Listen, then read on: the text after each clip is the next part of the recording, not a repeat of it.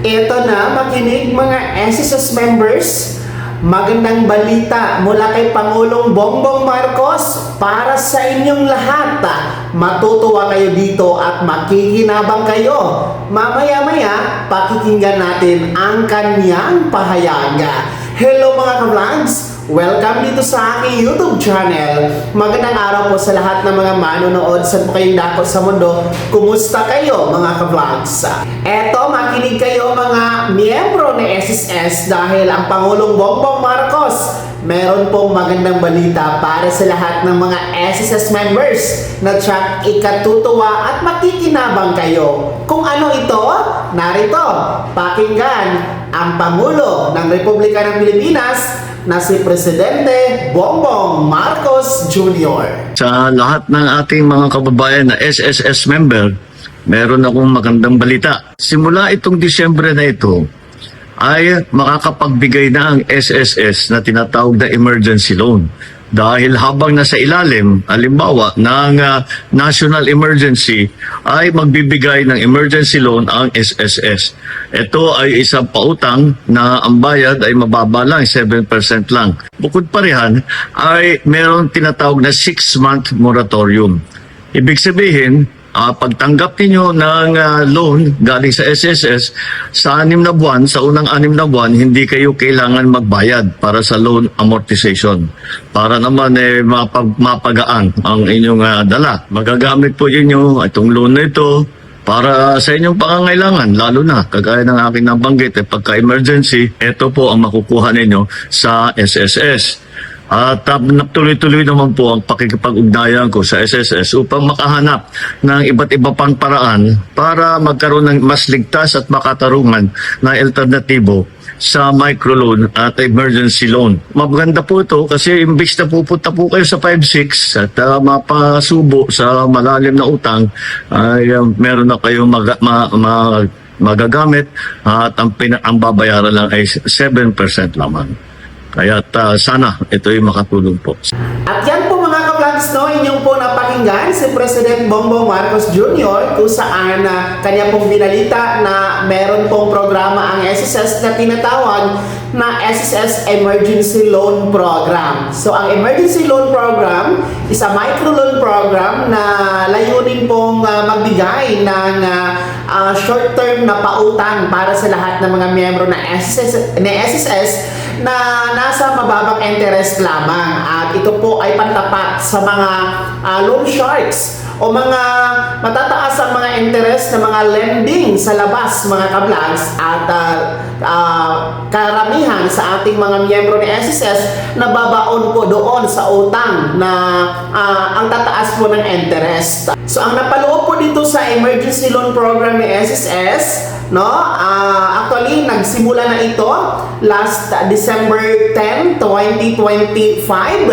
at magtatapos ito, huwag kayong mag-alala dahil hanggang December 9 pa ito, 2026. So isang taon ito na implementation mga ka-vlogs, no, itong ating emergency loan program. Pangalawa, ang pwedeng mag-avail dito, dapat meron pong 36 months contribution. Equivalent po yan sa 3 taon na hulog kay SSS. And ang kagandahan dito, ang interest po, mababa lamang. 7% per annum lamang mga ka-vlogs ang ipapatupad o ipapataw dito sa emergency loan program. Napakababa, unlike doon sa mga loan sharks na ang tataas talaga mga ka-vlogs. At ang aplikasyon dito ay through my SSS account ninyo. Ibig sabihin, online lamang ang pag-apply ninyo dito sa emergency loan program. Buksan nyo lamang ang inyong my SSS account, punta kayo sa loan, piliin nyo doon yung emergency loan. Tapos, ang bilis lang po, no, ang proseso.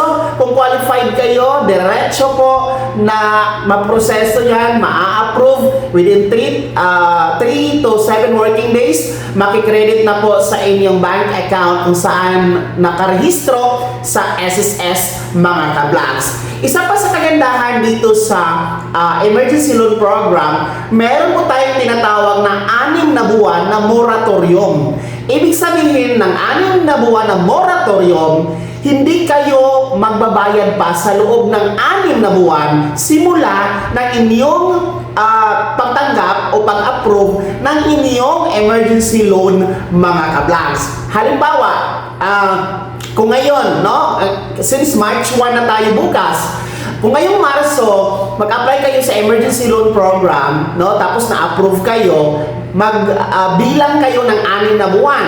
So that is March, April, May, June, July, August. So, hindi kayo magbabayad sa mga buwan na yan. Doon na kayo sa September, ika-7 na buwan, magsimulang magbayad. So, yun po yung ibig sabihin ng 6 months moratorium. O, di ba? Napakaganda mga ka-vlogs at nakakatulong talaga sa ating mga miyembro. At panghuli, itong ating pong emergency loan program, babayaran sa loob ng 24 months o equivalent po ng 2 taon, mga ka-vlogs. So, isa itong magandang balita, no? Para sa ating mga SSS members. And hanggang December 9 pa po ito nitong taon 2026, kaya pag-isipan nyo muna mga ka-vlogs. Paalala, utang pa rin po ito na dapat bayaran, no? Kaya pag-isipan nyo kung talagang kailangan nyo lang po, mga ka-vlogs. Kaya naman mga SSS members, ano po yung comment at reaction sa balitang ito? Well, sino po ba sa inyo ang naka-avail na dito sa emergency loan program ni SSS? No? At magkano ang inyong nakuha, no? Actually, up to 20,000 pesos maximum ito ha, na emergency loan. Depende po sa buwan ng contribution ninyo. So, up to 20,000 pesos maximum na po yun.